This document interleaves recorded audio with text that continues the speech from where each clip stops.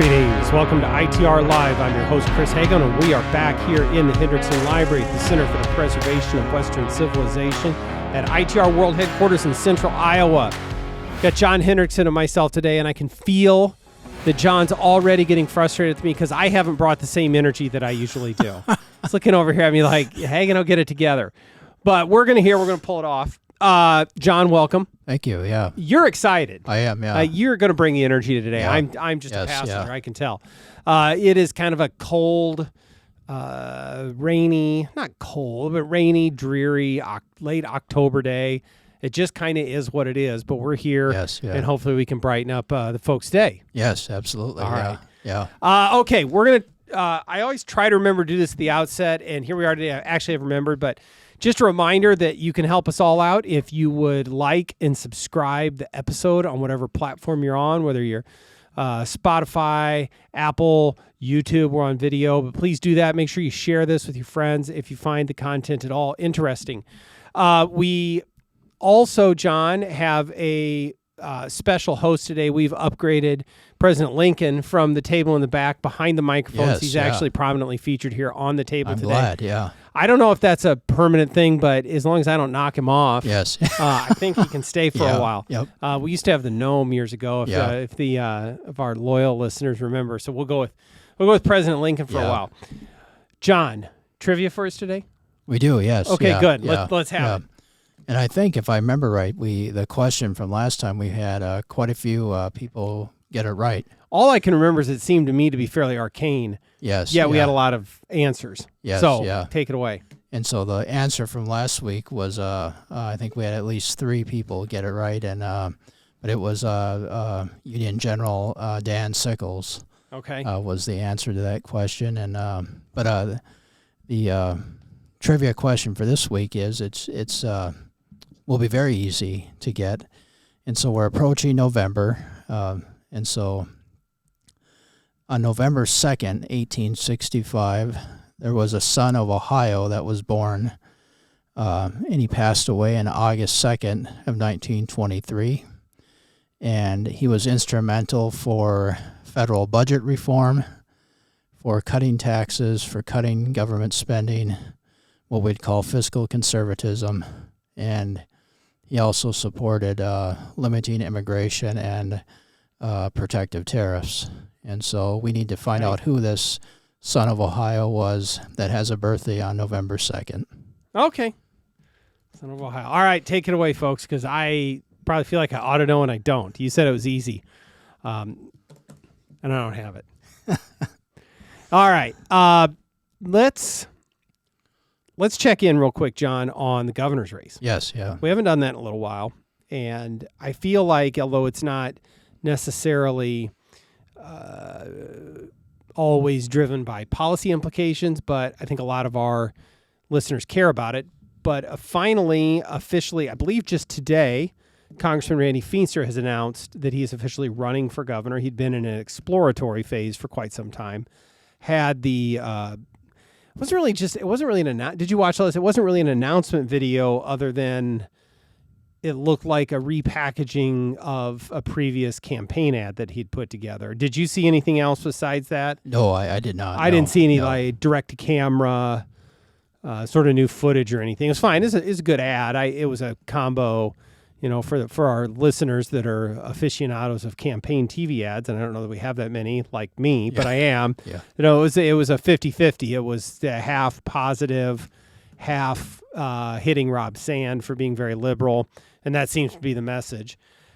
A lot of and I think we've sort of talked about it this way, a lot of the mainstream media coverage of this refers to Congressman Feenstra as the frontrunner for the Republican nomination. Do you think that's fair? I don't. I still think it's obviously he's probably has more money. I don't know if that's set in stone, but I don't think... I wouldn't say that he is guaranteed the nomination. I think that I don't disagree with you there. I do believe, and this is based somewhat on publicly available information, but also what I hear, in the political grapevine, is that Congressman Feenstra does have the most money right now, and that does matter. earlier in this campaign, he was over $3 million raised. I suspect that number is north of there. If it's not, that probably be warning signs. But money talks. There's a reason that these candidates all try and raise it, is that it matters. So, we'll have to see from there. Did you notice? I read this in the Des Moines Register coverage of this, but Congressman Feenstra was leaning into the idea of America First for Iowa. Did you notice that? I did, yes.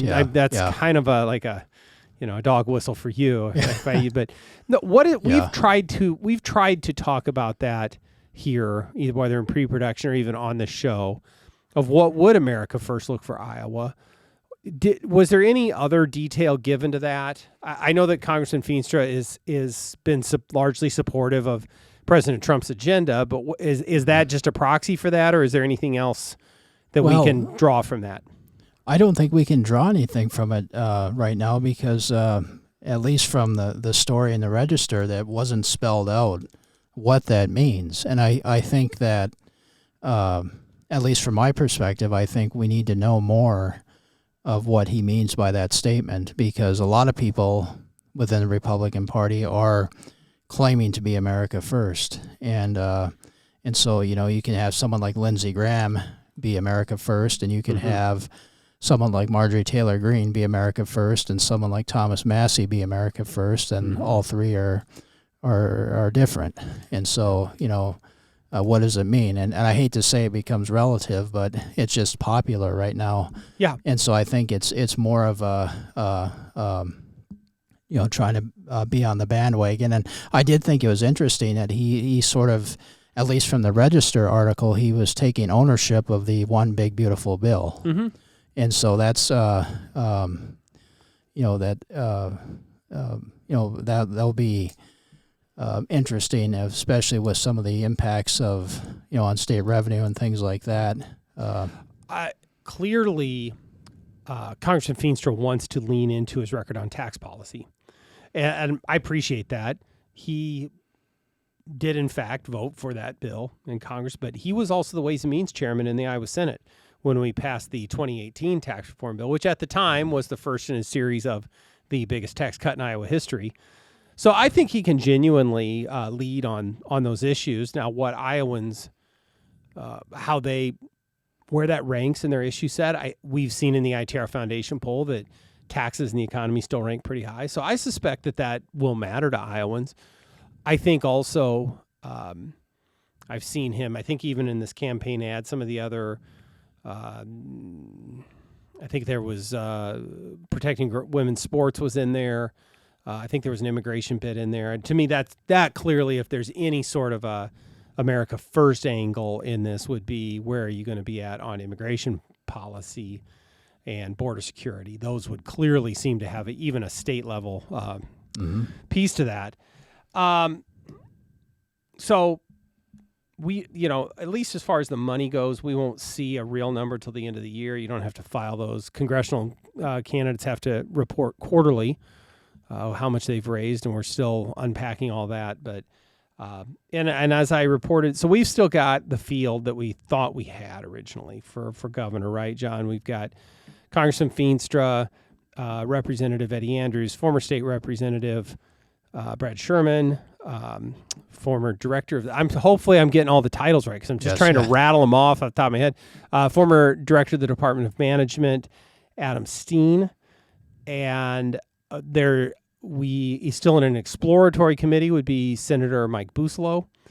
And then as we talked about in the last episode, I believe sometime in the next week or two, there'll be one more candidate into the race that is going to be very well funded and has, at least from sort of the rumor mill, the kind of money to go head to head, at least on the dollars, with Congressman Feenstra, and will definitely be trying to run from the right.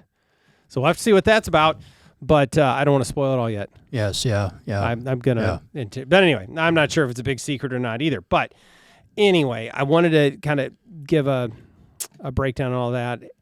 And I continue to be fascinated by that whole notion of what Yeah. does America First mean in state level policy? Yeah. I think that's going to be a recurring issue for Yes, some time. yeah.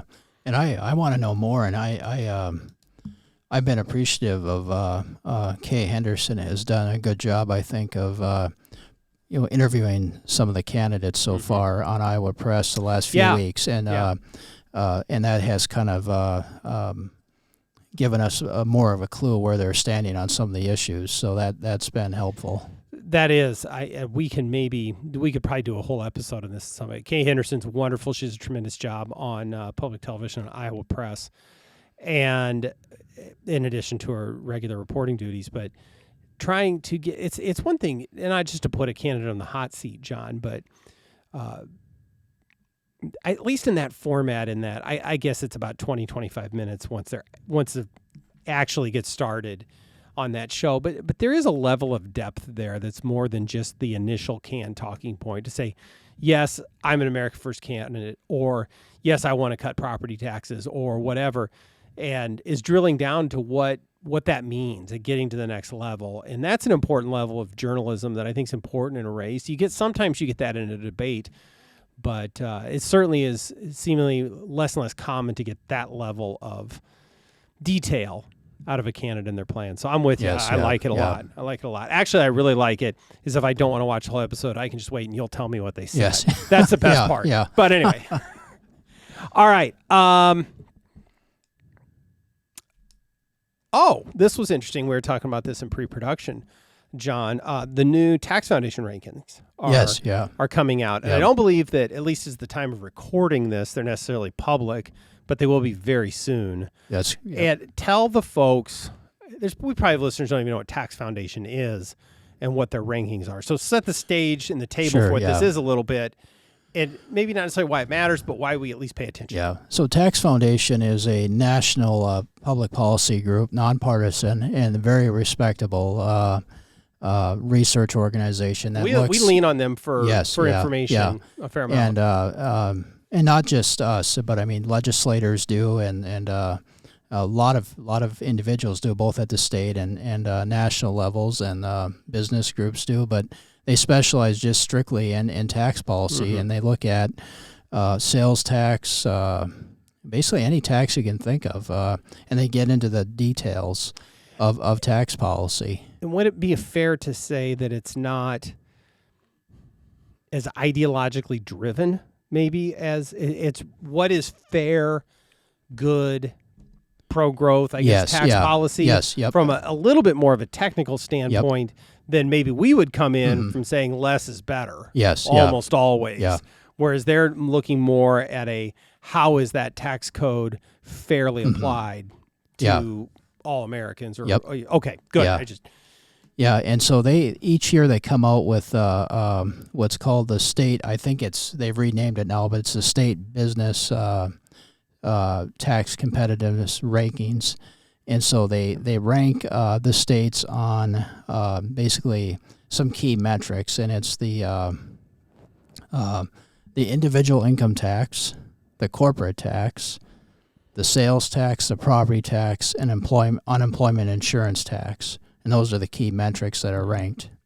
And they're given different weights, of course. But anyways, and so, and a lot of different rankings come out, and we hear policymakers point out, U.S. News and World Report does this, and, ALEC has rich states, poor states, and things like that. But Tax Foundation's tax ranking is very important because it gives us a pretty solid metric of how a state's tax code is doing, and one reason is that we hear that saying a lot, but tax rates do matter because states are in competition with one another, and we're seeing this where, for example, the last few years, more so the last few years, high tax states have been losing people as a result of excessive taxation, both businesses and people. We've written about economic migration.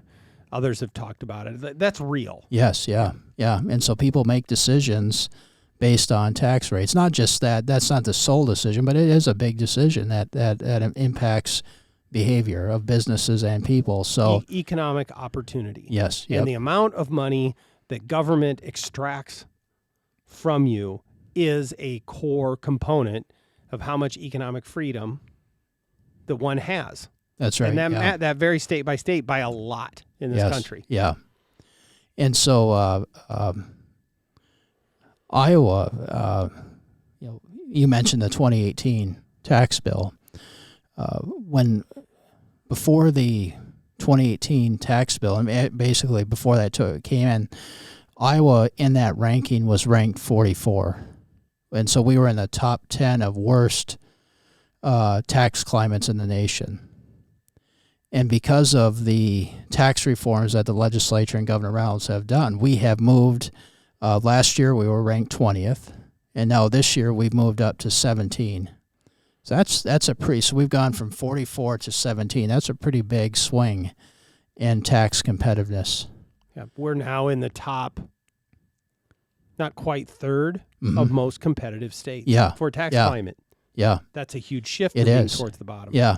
And to break that down specifically just on the individual rankings, so individual income tax, which is, of course, we have the 3.8 flat tax now. We're ranked 11th, so we're almost in the top 10 for income tax. For the corporate tax, we're ranked 25th. For the sales tax, we're ranked 11th. And the property tax, we're a little bit better, but we're still high. We used to be in the top 10 highest, and now we're ranked 33rd. So we're still very high on property tax, and unemployment insurance tax is 35. Now, I know the legislature passed Governor Reynolds' unemployment insurance tax reform bill, so I don't know if that's incorporated in this ranking. So that may change next year. We might get a better ranking on that. If memory serves, John, there's more to these than the top line rates as well. Yeah. Yep. So, for example, you go into the sales tax rate.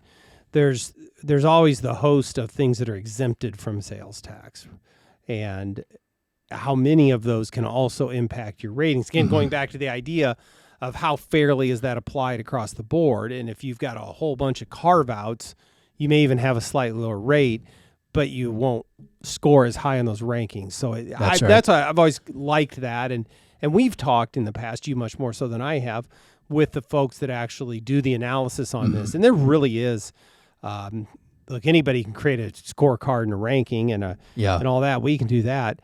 But it goes in and actually takes a real look at the impact of those carve-outs and the changes and how that impacts the tax code and receipts and everything. So I like that. It's really encouraging to see where we're at on individual income tax and sales tax. And I think that corporate rate, at least over the medium term, will continue to tick down a little bit as revenues come in. Obviously, we are in the middle of an economic slowdown, and still the phase in of the 3.8% flat tax. And then we've talked about it, John, and I don't want to go there today, but we're still working to factor in and you sort of alluded to this, the new tax provisions in the One Big Beautiful Bill that we are coupled with. Yeah. And so there are things that changed in the federal tax code that then automatically change Iowa's tax code because we have decided to match up the whole idea of coupling. And so some of these things, for example, no tax on tips, no tax on overtime pay, that reduces state level income as well. So anyway, we're working through all that as we look ahead to the future, but we're in a really good spot. And I think there's a good segue here. You talked about the property tax. We're at 33rd. We got room to work there, right? Absolutely, yeah. Which, as we are here in late October, things are starting to kick into gear for the next legislative session. And again, for the second year in a row, property taxes looks to be one of the top orders of business. We're starting to see the pre-session articles, what's being talked about. There's a drumbeat that begins on this. And we'll see this really kick into gear, I think, after Thanksgiving when the media starts writing these articles and a lot of the work gets done on the agenda. But there is no question, we can tell already that property tax is going to be a top order business. And not only is it just because of things like state level rankings, Iowans are just frustrated about it. Yes, and we've seen yeah. polling data that we do on that when you've got over 70% of Iowans that are ready to support spending limitations on local government growth. So that's going on there. We've been active. We've done some local roundtables. We're in the process of that. The governor has been active hosting some. It's not just for property taxes, but related local government fiscal issues. You went to one of these roundtables. I did, Was that yes. last week Last or week, yeah. 2 weeks ago? Yep. I mean, what was as the stage is being set for reforms next year, what sort of vibe did you get off of that? I mean, the governor's really working hard to get out in front of this in her last year. Yeah, she's very eager to do something on property tax reform and wants to get something done, and so I think one thing I took from that meeting is that she's very interested in applying the state government reform and efficiency model that she did and applying that to the local level, encouraging them to do that. And I think she's also open to the important message of that if there's going to be property tax relief for taxpayers, there has to be limits to government spending. And I think the governor understands that because this is how they were able to get to the flat tax. They had to do conservative budgeting, otherwise they wouldn't ever been able to get there. And the governor made a good comment, and she said basically, if people want lower property tax bills, they have to understand that they cannot expect the same amount of government. You just cannot do that. And so, but there's also a tension in that room because, I don't want to get in trouble saying this, but I think besides us, most of the others were what someone called tax eaters. I mean, there were people that were basically, I would say, obstructionists that would want to block property tax reform because they were coming from the perspective of local governments that were economic development, that were looking for maybe increased government spending or greater incentives from the state. And I don't think that's going to serve the purpose for any reform. John, we call ourselves Voice of the Taxpayer for a reason, not just because it sounds great. We do it because we're the one people that are out there that when everyone else has their hand out, and this comes straight from Dave Stanley when he founded the organization, that one organization will stand there and say, hey, how about the folks that are paying the bill? So it should come as no surprise to you that there's a whole host of people out there with their hand out because it's always been that way. And it's, again, maybe perfectly valid, useful, maybe even critically important purposes. But there's a lot of people out there asking for more from government. And you touched on this other point. We have to break through the mindset that we can somehow change the price tag of government and have no other impact. We need less government. That's the one way you can change the cost. If we just have less of it, because Iowa has a ton of government, layers of government, functions, 99 county subdivisions, and I've said this before, I'm not even a big get rid of 99 counties guy, but there's a lot of consolidation we can still do. And that was in the Doge report earlier. Yep. And, this is the thing that frustrates me, too. You get a report like that, and instead of saying, hey, thanks for some ideas, let's have a conversation, we get even folks that should be on the side of cutting taxes that are already yelling and screaming about we can't combine this service to the next service. Of course we can. May not be what we end up doing. It may not even be the right idea, but we immediately go to battle stations and talking about things we can't do because we're afraid of making somebody else mad. And that is the thing that we get from Governor Kim Reynolds that we will miss when she is gone, is she is willing to drop power through all of those things and have a conversation, even if it is on the face something that is met with resistance. And we have got to be serious about this, which is why we need to be out there talking about this and communicating with Iowans. And Iowans need to be showing up and telling their legislators and telling the governor and telling these other tax eaters in their community, I can't pay anymore. That's where we get the change through all of this. But I mean, fundamentally, we cannot be scared of reform ideas. Look, one of the things in the Doge reports, 99 county recorders' offices.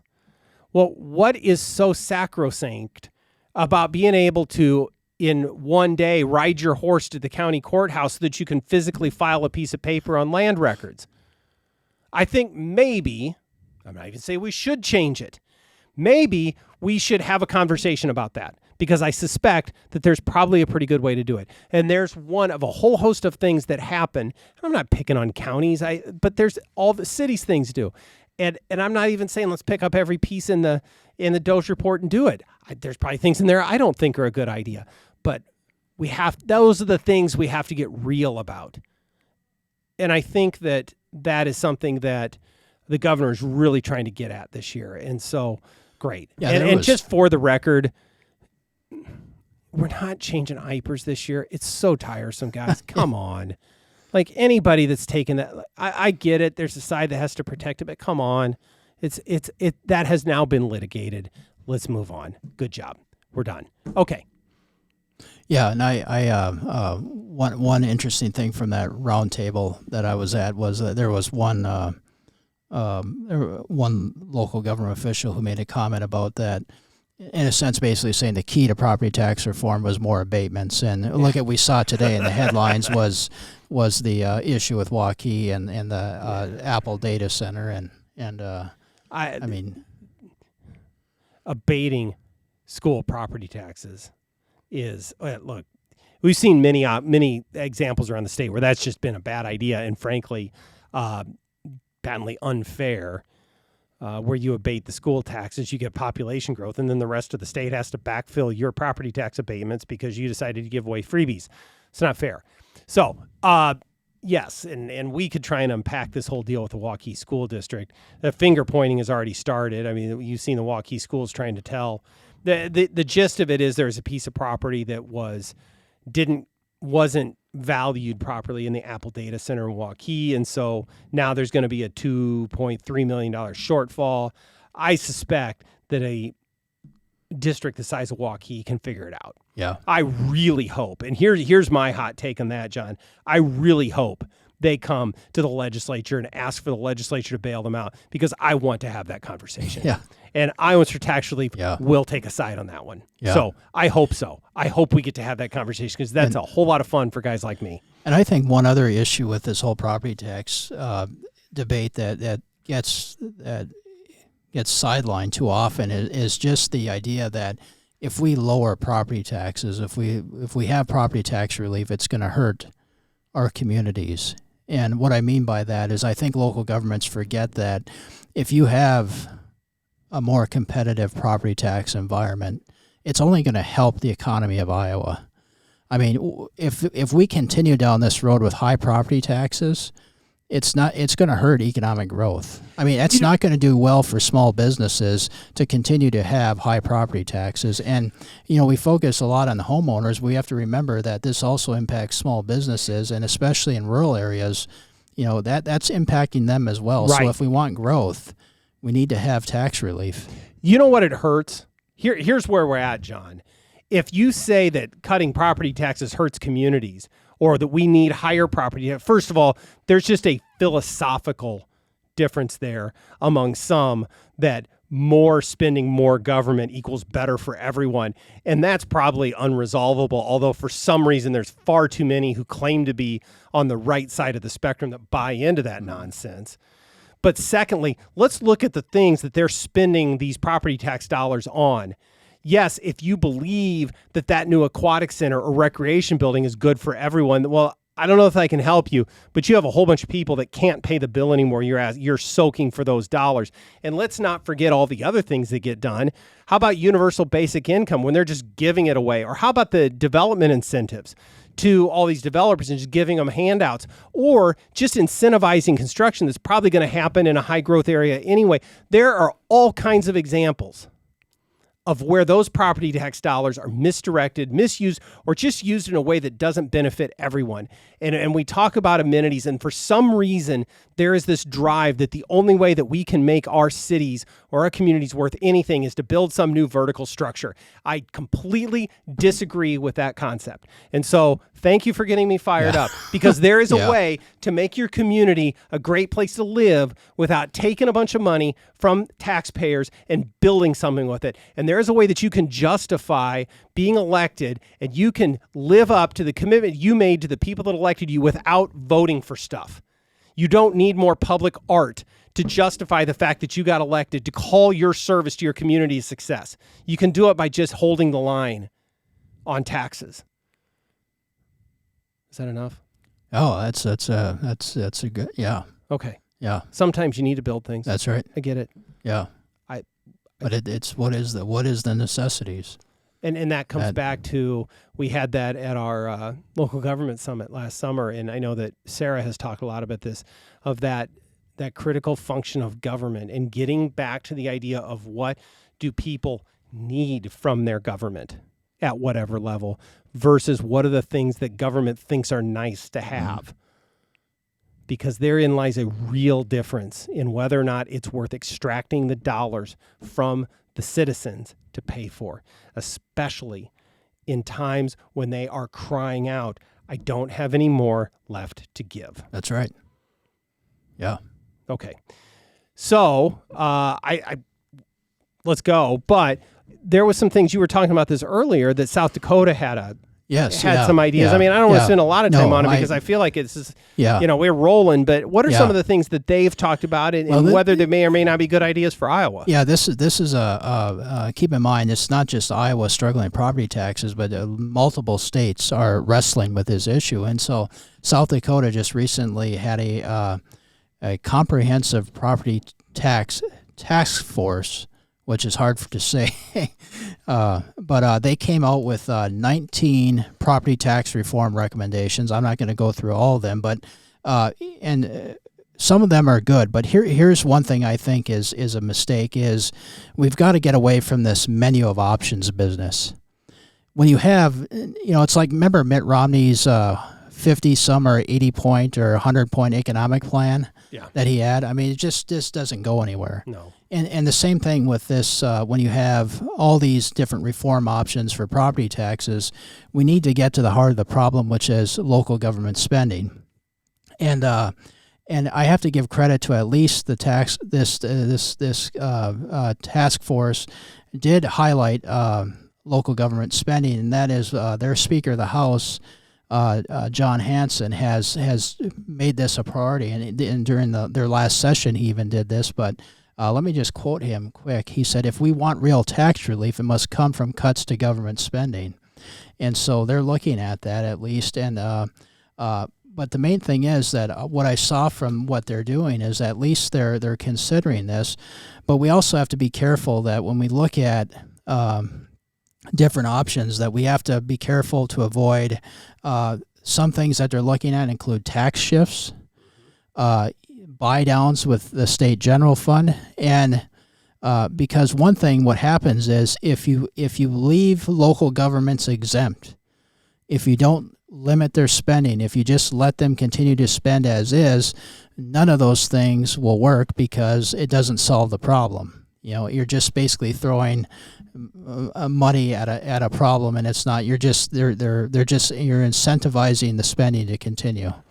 And I don't know if this is appropriate, but I referenced it's sort of similar to someone who's trying to diet, and they go to Culver's and they get the double burger butter burger basket with a large fry and a concrete mixer, and then they order a Diet Coke. It sounds wonderful, but a Diet Coke isn't gonna no. And that's with and that's with property tax. If you're not gonna tackle government spending, a lot of this stuff is nibbling around the edges, and it's not going to be. That's why our reforms have failed in the past. I'm not even sure it's nibbling, John. We talked about this earlier. What is the total cost of government in Iowa? And if all you're doing is changing how you pay for that total cost of government, the bill is the same. If you want to move a knob and slide this from here to there, shift this to the state general fund and back over here and eliminate this, those may be good ideas. But they do not fundamentally address the problem, which is our government costs a lot. You have to restrict the spending, and then in turn to do that necessarily means the amount of government that's being offered. Now, we can get some of the same services by finding efficiencies. We should drive for that, but it is still going to be one less thing out there offered or done or whatever. We have to be in the mindset, whether you're an individual Iowan who's mad about your property taxes that's speaking out to your neighbors, or whether you're a legislator getting ready to go back to the Capitol, or you have to understand that if you want that fix, if you want to limit spending, you want to bend that cost curve down, it has to mean less government spending. And that means less government spending. It doesn't mean who pays for the government spending. Mm-hmm. We have to understand that. Yeah. Even that arch conservative Franklin Roosevelt said that, you have to limit government spending. He said that in Sioux City. Yeah. I remember that. Yeah. Former ITR Live trivia question. Yeah. Well, I'm skeptical. I think he's playing somebody, but whatever. What do I know? He's not getting my vote. I'll tell you that. Yeah. All right. But anyway, I don't want to belabor this too much unless there's anything else that came out of the South Dakota thing that you think is interesting for the folks. Well, I think one thing is that I think, our neighbor, which is doing some good things on tax policy, is seriously looking at spending as a solution to property tax reform, and so it's not just your favorite podcast that's advocating this. Right. It's people that are in different states that are looking at this. It's Governor Ron DeSantis has said repeatedly that it's you have to look at local government spending as a source of escalating property taxes. This is what we have to focus on, and I think again, it's easy to get distracted with a menu of options and sometimes we get lost in the details, but we have to focus on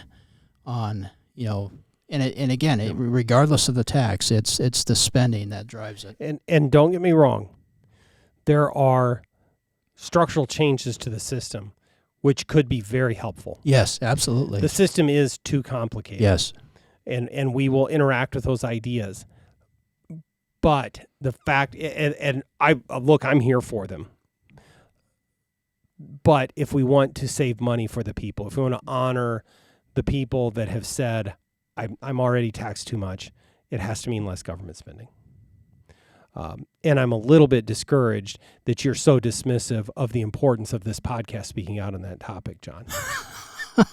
I thought that me sitting here ranting actually mattered. It does, yeah. I'm sorry. Yeah. It really doesn't matter. All right, John. I think we've covered this today. Anything else you want that you got for me today? No, actually, I don't. Wow, look at that! I hit the trivia question on the front end, and it's just wow. Yeah. All right, it's a little unsettling that here we are at the end, and you don't have anything else for me. Yeah. All right. Well, with that, then I think we'll close. But thank you, John. Thank you, folks, for joining us. Don't forget to like and subscribe. Like I said, don't forget to share this with your friends, and don't forget to speak up on the issues that are important to you, especially as we move towards the legislative session. And with that, we will see you next time on ITR Live.